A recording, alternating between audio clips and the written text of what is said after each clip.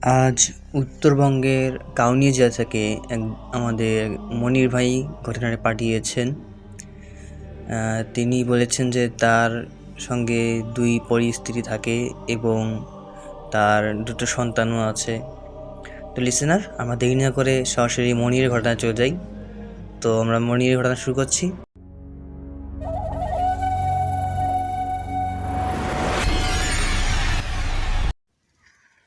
আসসালামু আলাইকুম গালিব ভাই, আশা করি ভালো আছেন। অনেক দিন থেকে দেখছি আপনার ফেসবুক পেজে অনেক সুন্দর সুন্দর স্টোরি, আপনি সত্যি সত্যি ঘটনাগুলো ছাড়েন। তাই ভাবছি যে আজ আপনাকে একটি ঘটনা লিখে পাঠাই। তো আমি বেশি কথা বলবো না, আমি সরাসরি ঘটনায় চলে যাই। ঘটনা ঘটছে আমার 2017 সালে। আমি তখন ঠিক ক্লাস 5-এ পড়ি।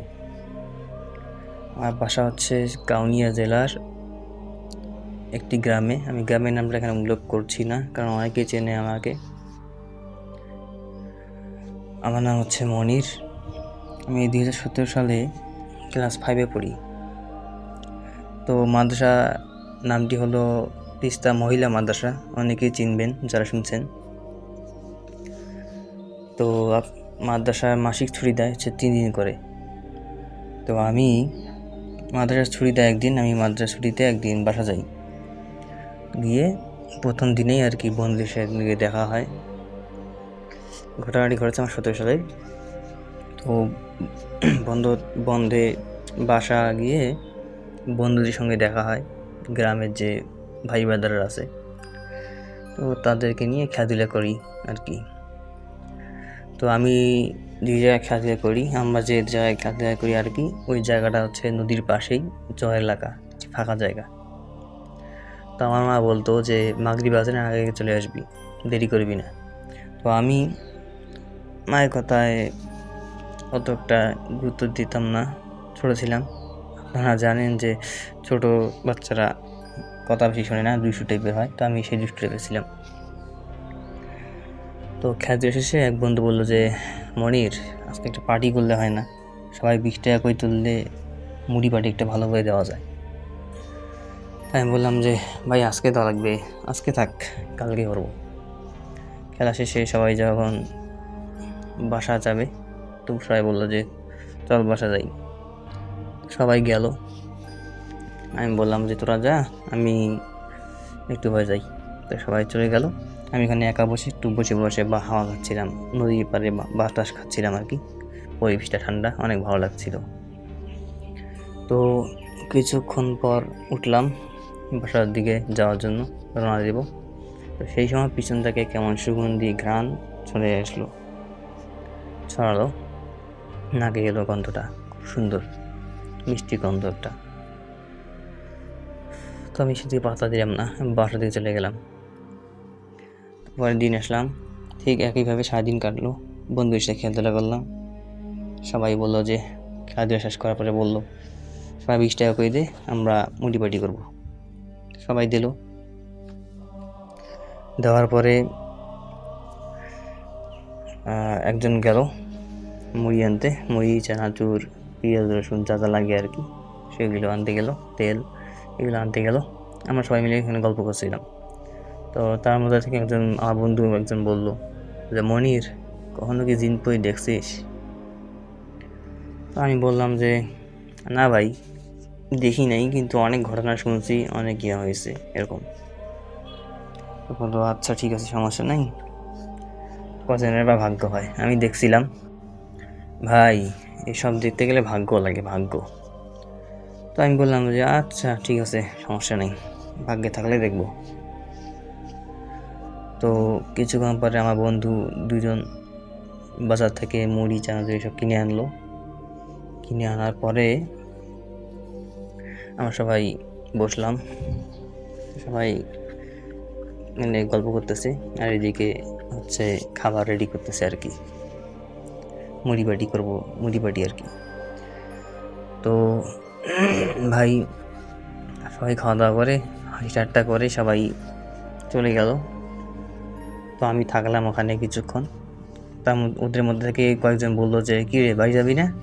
আমি বললাম যে ভাই তোরা যা, আমি একটু পরে যাচ্ছি, আমার ভালো লাগতেছে না, শরীরটা একটু কেমন খারাপ লাগতেছে, আমি এখানে একটু থাকবো, বাতাস খাবো। তারা বললো যে ঠিক আছে, তুই তাড়াতাড়ি সাবধানে যাস, এই জায়গাটা বেশি ভালোও না, মাগিয়ে পর থেকে জায়গাটা কেমন ভৌতিক লাগে, ভয় লাগে, তুই থাকিস না বেশিক্ষণ, তুই তাড়াতাড়ি চলে যাস। আমি বললাম আচ্ছা যা, সমস্যা নেই, আমি সব ভয় করি নাকি। তো এই বলে তোরা চলে গেল। আমি কিছুক্ষণ ওখানে বসে ছিলাম, তখন বাটন ফোন ছিল, বাটন ফোনে আমি গান শুনছিলাম। তো কিছুক্ষণ পর ভালো লাগছিল না, মনটা বলল যে বাসা যাই, মনে মনে ভাবলাম যে বাসা যাই আর না থাকি। তারপর উঠলাম, বাসার দিকে রওনা দেবো। এই সময় ঠিক পিছন থেকে কেউ একজন ডাকলো, বলল মনির, মনির। এভাবে 3বার ডাকলো। আমি পিছনে ফিরে দেখলাম কেউ নেই। তো মনে একটু ভয় লাগলো। দেখলাম যে সেই গতকালের মতো সেই স্মেল, সেই গন্ধ, সেই সুগন্ধি আশেপাশটা। তো মনে কিছু একটা ভয় লাগলো আর কি, কিরকম একটা ভয় ঢুকলো। তো আমি বেশি দেরি না করে দোয়া পড়তে পড়তে ওখান থেকে দৌড়ে চলে গেলাম বাসায়। তো বাসায় গিয়ে আমার বিছানায় আর কি হাত মুখ দিয়ে শুয়ে পড়লাম। তো আমার রাত 10টা ঠিক অনেক জ্বর আসলো। আম্মু এসে দেখে যে আমি কাঁদতেছি, আম্মু কপালে হাত দিয়ে দেখে যে অনেক জ্বর। আম্মু বললো যে কি রে, দেরি করে আসছিস কেন, তোকে যে বলছিলাম মাগরিব আগে আসবি। তাই আমি বললাম যে আম্মু ওই ফ্রেন্ডরা আসছিল, তো ওই পার্টি করতে আর কি একটু দেরি হয়েছে। আম্মু বললো যে ঠিক আছে, তুই সেটা থেকে রান্না বান্না করে খাওয়া দাওয়া রেডি করে আনিয়ে দিই। তো আম্মু কিছুক্ষণ পরে খাবার দিয়ে গেল, আমি খাওয়া দাওয়া করে ওষুধ খেলাম, জ্বর ভালো হচ্ছে না, জ্বর যেমন তেমনই।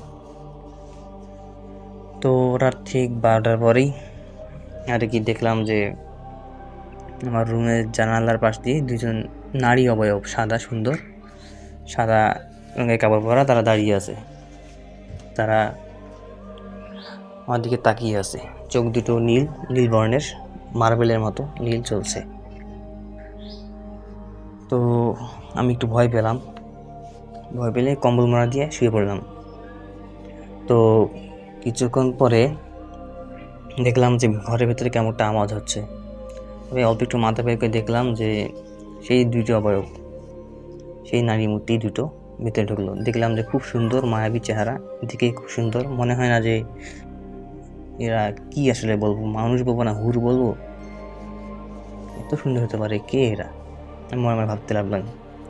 তারপর 2জন থেকে একজন বলে উঠলো মনির, তুমি ঘুমাচ্ছ? আমি বললাম কে তোমরা? আমি ভয় পেলাম। তারা 2জন একসাথে বলছিল ভয় পেও না, আমি তোমার ক্ষতি করবো না। পরে আমি একটু ভয় ছিলাম আর কি। তারা বলল যে মনির, আমরা তোমাকে সব খুলে বলবো, তুমি ভয় পেও না, আর তোমার জ্বর আমরা ঠিক করতে পারবো, কিন্তু আমাদের শর্ত আছে। তুমি যে বলছিলে না তোমার বন্ধুদেরকে, যে বন্ধু এখানে আশেপাশে কেমন একটা গন্ধ, সুন্দর একটা মিষ্টি গন্ধ ছড়ায় মাগরিবের আজানের পরপর, সেটা আর কেউ না, সেটা আমরা 2জনে ছিলাম, 2 বোন। এই হচ্ছে আমার বোন আঁখি, আর আমি হচ্ছে আয়েশা। মনির, যদি তুমি কিছু মনে না করো তাহলে আমি একটা কথা বলবো। আমি বলতে পারবো কিনা আসলে লজ্জা লাগছে, শরম হচ্ছে আমার। তো আমি বললাম যে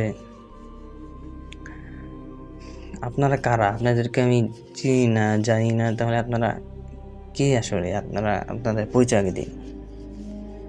তারা বললো যে আমরা 2 বোন, আমরা হচ্ছে পড়ি, আমরা জিন জগৎ থেকে এসেছি, তুমি ভয় পেও না, আমরা তোমার কোনো ক্ষতি করব না, আমরা তোমার কথাই শুনবো, তুমি যেভাবে আমাদেরকে বলবে আমি সেভাবেই শুনবো। তো আঁকি এবং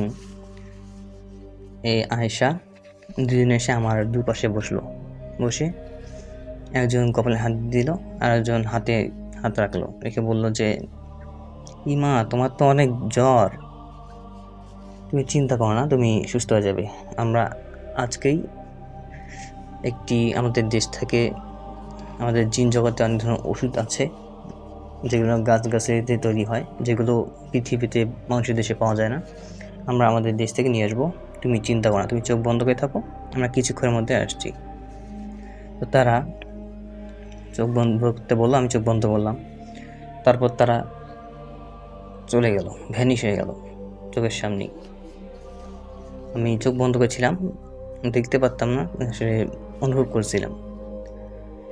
কিছুক্ষণ পর তারা আধা ঘন্টার মতো 1 ঘন্টার মতো দেরি হলো, তারপর তারা আসলো, এসে বললো চোখ খুলো।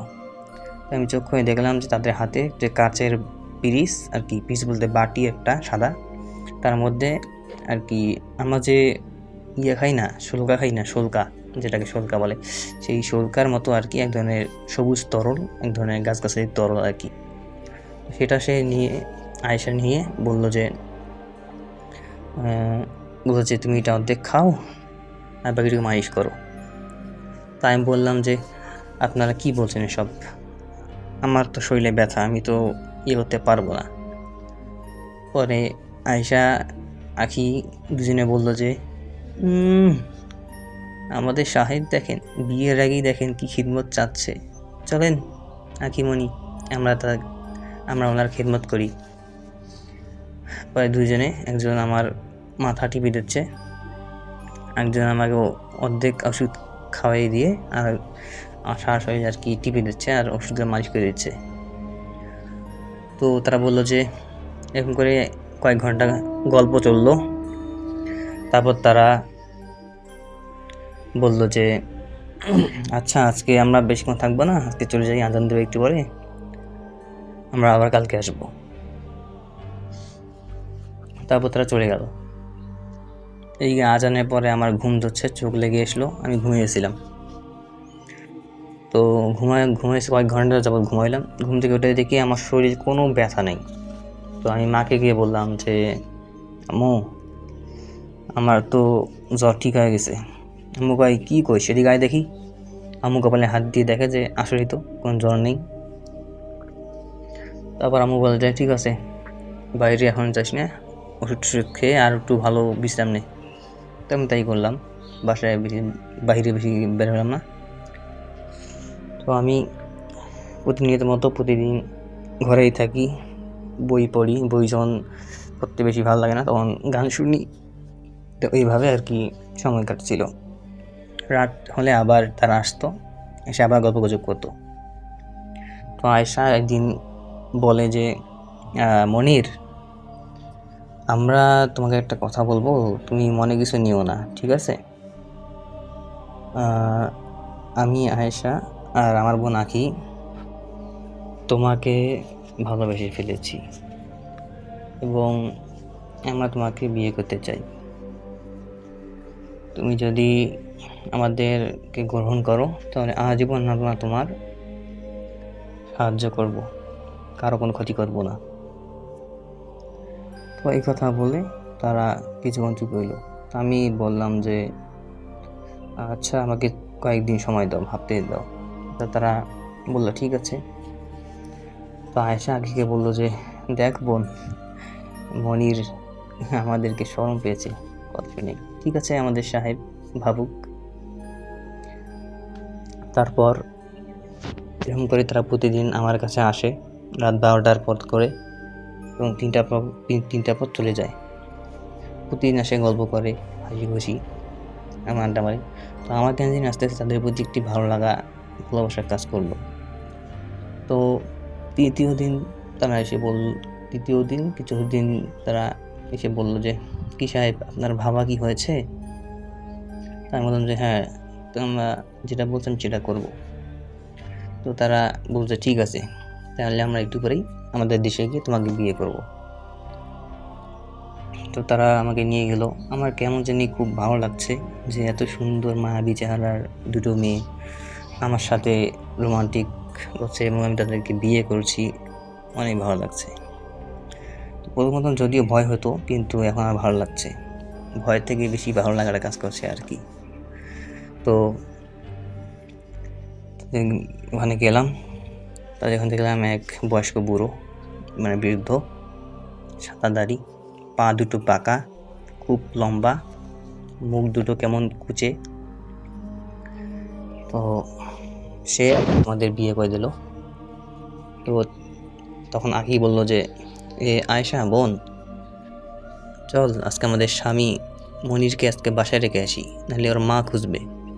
পরে আয়েশা বলল যে, হ্যাঁ ঠিক বলছিস, চল রাখি আসি। পরে মনিরকে রেখে, অর্থাৎ আমাকে রেখে, তারা বলল যে, মহাজন আজকে থাকেন, তাহলে আমরা চলে যাই, কালকে আসবো। এই বলে আয়েশা এবং আঁকি দুজনে চলে গেল।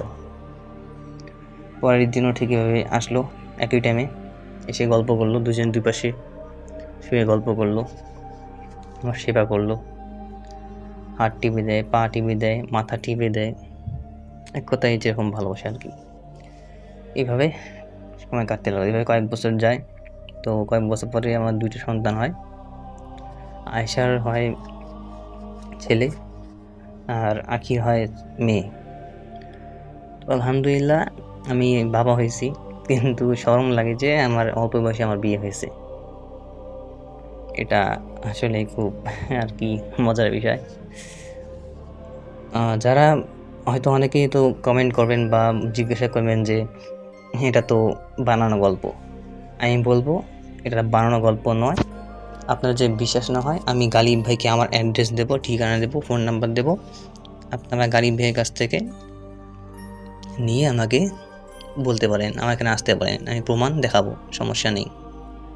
তো এই ঘটনায় যে আমি বললাম যে 2টা পরীর নাম বললাম, এই পরীর নামগুলো ছদ্মনাম ব্যবহার করেছি, কারণ ওদের দুজনের নাম আমি গোপন রেখেছি, তাদের নাম প্রকাশ করব না।